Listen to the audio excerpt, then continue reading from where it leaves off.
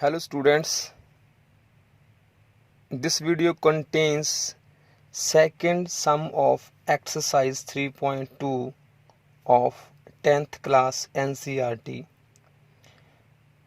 इस सम में हमने क्या करना है?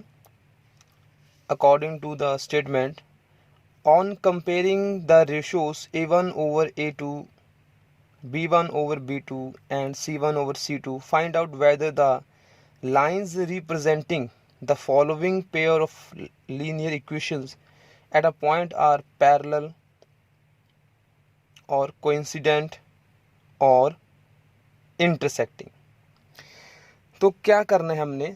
देखिए, इससे पहले जो हम सम करते थे, जैसे कि ऊपर देख रहे हैं, हम पूरा सॉल्व करते थे सम को और बाद में देखते थे कि जो ग्राफ है, ग्राफ में जो लाइंस हैं क्या वो इंटरसेक्ट करती हैं एक दूसरे को, जहाँ एक दूसरे के पैरेलल जा रही हैं, जहाँ फिर एक लाइन के ऊपर ही दूसरी लाइन वो बनती है। लेकिन इस वाले पार्ट में हम क्या करेंगे, बिना सम को पूरा सॉल्व किए ही बता देंगे कि जो इक्वेशंस का ग्राफ होगा उसकी लाइंस जो होंगी वो इंटरसेक्टिंग होगी, जहाँ पैरेलल होंगी, जहाँ कोइंसिडेंट होगी। कैसे? देखिए, सबसे पहले तो मैं आपको ये बता दूं कि जो हमारे पास दो इक्वेशंस होती हैं ना, उनकी जो जनरल फॉर्म है वो इस टाइप की होती है। a1x plus b1y plus c1 is equal to 0, a2x plus b2y plus c2 is equal to 0। मतलब कि दो इक्वेशंस होंगी हमारे पास, दोनों इक्वेशंस दो वेरिएबल में होंगी। ठीक है, जैसे मैंने यहाँ पे लिख रखी हैं, for example 3x plus 5y plus 1 is equal 0, 4x plus 3y plus 8 is equal 0।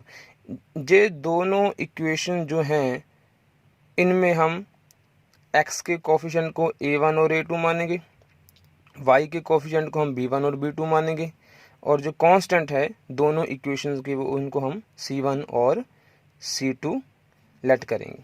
ठीक है, अब कंडीशंस क्या हैं? देखिए, हमने क्या करना है कि जो x के कोफिशिएंट हैं, जो y के कोफिशिएंट हैं, उनकी रेशो लेनी है। जैसे a1 over a2, b1 over b2, ये दोनों x के कोफिशिएंट हैं, ये दोनों y की कोफिशिएंट है।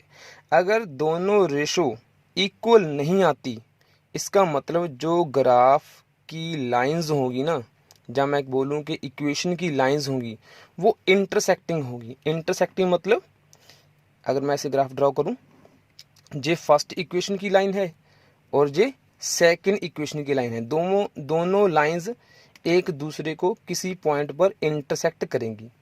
ठीक है, तो हमको पता है कि ये लाइन है, दोनों लाइंस कितने पॉइंट पर इंटरसेक्ट कर रही हैं? एक पॉइंट पर। ठीक है, जब ये वाली कंडीशन बनती हो तो हम लिखेंगे कि लाइंस क्या हैं? इंटरसेक्टिंग। कितने पॉइंट पर इंटरसेक्ट हो रही हैं? एक पॉइंट पर। तो हम बोलेंगे कि जो इक्वेशंस हैं, हमको जो इक्वेशंस गिवन हैं, उन इक्वेशंस के कितने सॉल्यूशन मिलेंगे? यूनिक। यूनिक का मतलब क्या होता है? यूनिक का मतलब होता है कि ये दोनों लाइंस एक पॉइंट पर इंटरसेक्ट कर रही हैं। इसका मतलब कि यहाँ पे एक x की वैल्यू है और एक ही y की वैल्यू है, मतलब एक वैल्यू ही हमको मिलेगी x की एंड y की। तो इसको हम बोलते हैं यूनिक सॉल्यूशन। ठीक है, अब आगे बढ़ते हैं दूसरी कंडीशन पर। मान लीजिए कि पहली दो रेशोज आपकी इक्वल आ गई। फर्स्ट केस में क्या था कि पहली दो रेशो इक्वल नहीं आई, तो हमने थर्ड रेशो ली ही नहीं। ठीक है, मान के चलो कि a1 ओवर a2 मतलब कि x के कोफिशिएंट और y के कोफिशिएंट की रेशो इक्वल आ गई, तो हम थर्ड जो कांस्टेंट हैं उनकी रेशो भी लेंगे। ठीक है, c1 ओवर c2। मान लीजिए कि पहली रेशो इक्वल थी, पर जो कांस्टेंट हैं उनकी रेशो इक्वल नहीं आई। ठीक है, not equal to c1 over c2। ऐसी कंडीशन में क्या होगा कि लाइंस विल बी पैरेलल।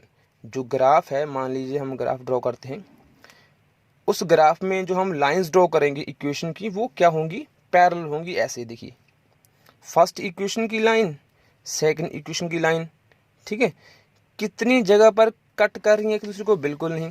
हमको पता है जो पैरेलल लाइंस होती हैं वो किसी भी पॉइंट पर इंटरसेक्ट नहीं करती।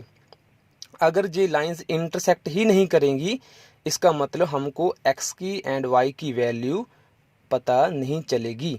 तो हम इस कंडीशन में बोलेंगे कि जो ये ग्राफ है उससे हमको कोई भी x और y की वैल्यू नहीं मिलेगी। तो हम बोलेंगे नो सॉल्यूशन। कि जो ग्राफ है, जहाँ बोलेंगे जिन इक्वेशंस का जो ग्राफ है उन इक्वेशन के कोई भी सॉल्यूशन पॉसिबल नहीं है। राइट, तो ये दो कंडीशन हो चुकी हैं। थर्ड कंडीशन क्या है, देखिए मान लीजिए कि x के कोफिशिएंट की रेशियो, y के कोफिशिएंट की रेशियो और कांस्टेंट की रेशियो तीनों ही इक्वल आ जाती हैं। Then lines will be coincident. Coincident का मतलब क्या होता है, मान लीजिए जब मैं ग्राफ ड्रॉ कर रहा हूँ, पहली यहाँ पे होगा y एक्सिस, यहाँ पे होगा x एक्सिस। पहली इक्वेशन की लाइन सपोज करो ये वाली है, जो दूसरी इक्वेशन की लाइन होगी वो भी इसके ऊपर से ही बनेगी, मतलब ओवरलैप करेंगी। दोनों इक्वेशन की लाइन एक दूसरे को ओवरलैप कर रही हैं, तो उस कंडीशन में हम बोलते हैं कि लाइंस क्या हैं, कोइंसिडेंट। तो हम बिना सॉल्व किए सम को, मतलब पूरा सॉल्व नहीं करना, हम जस्ट रेशो ही लेंगे।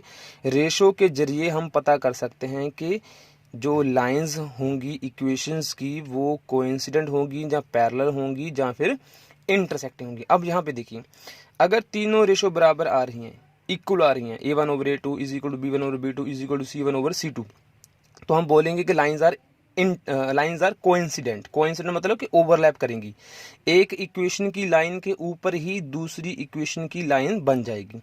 अब यहाँ पे ध्यान दीजिए कि ये दोनों लाइंस हैं जो वो कितने पॉइंट पर इंटरसेक्ट या टच कर रही हैं। आप जितना मर्जी बढ़ा लो इनको आगे तक, ठीक है, एक लाइन के ऊपर ही दूसरी लाइन बनेगी, मतलब कि दोनों लाइंस एक दूसरे को इनफाइनाइट पॉइंट्स पर टच करती जा रही हैं। Many points on these lines. जितने मर्जी आप आगे बढ़ा लो लाइन को, दूसरी लाइन उतनी ही आगे बढ़ जाएगी, मतलब एक लाइन के ऊपर ही दूसरी लाइन बनती जा रही है। तो इनफाइनाइट पॉइंट्स हैं जिन पर ये दोनों लाइंस टच कर रही हैं, जहाँ का बोल सकते हैं कि इंटरसेक्ट कर रही हैं, ठीक है। तो इस केस में हम ये बोलेंगे, अगर मान लीजिए इनफाइनाइट पॉइंट्स हैं, अगर पॉइंट्स इनफाइनाइट हैं तो x एंड y की वैल्यूज भी इनफाइनाइट ही होंगी। तो हम बोलेंगे इनफाइनाइटली मैनी सॉल्यूशंस। सबसे पहले मैं एक बात और क्लियर कर दूं कि जब हम किसी ग्राफ में दो लाइंस ड्रॉ करते हैं, वो लाइंस जिस पॉइंट पर इंटरसेक्ट करती हैं उस पॉइंट के लिए x की वैल्यू और y की वैल्यू जो होती है वही x एंड y की वैल्यूज इक्वेशंस का सॉल्यूशन होती हैं। जितने पॉइंट पर लाइंस इंटरसेक्ट करती हैं उतने ही सॉल्यूशन हमको मिलेंगे। अगर एक पॉइंट पर इंटरसेक्ट करती है लाइंस तो एक x एंड y की वैल्यू, अगर वो लाइंस बिल्कुल इंटरसेक्ट नहीं करती तो मतलब कोई वैल्यू नहीं मिलेगी, ना ही x की ना ही y की। अगर वो लाइंस इनफाइनाइट पॉइंट पर इंटरसेक्ट करते हैं, इनफाइनाइट का मतलब कि एक लाइन दूसरी को बिल्कुल ऊपर के ऊपर ओवरलैप करती है, तो इनफाइनाइट पॉइंट पर इंटरसेक्ट करती हैं, तो हम कहेंगे कि बहुत ज़्यादा जो वैल्यूज़ हैं, बहुत सारी वैल्यूज़ हैं x की एंड y की, वो पॉसिबल है। राइट, आप ये कॉन्सेप्ट को पहले ध्यान से समझें, उसके बाद हम जो सेकंड सम है 3.2 एक्सरसाइज का वो स्टार्ट करेंगे। Thank you.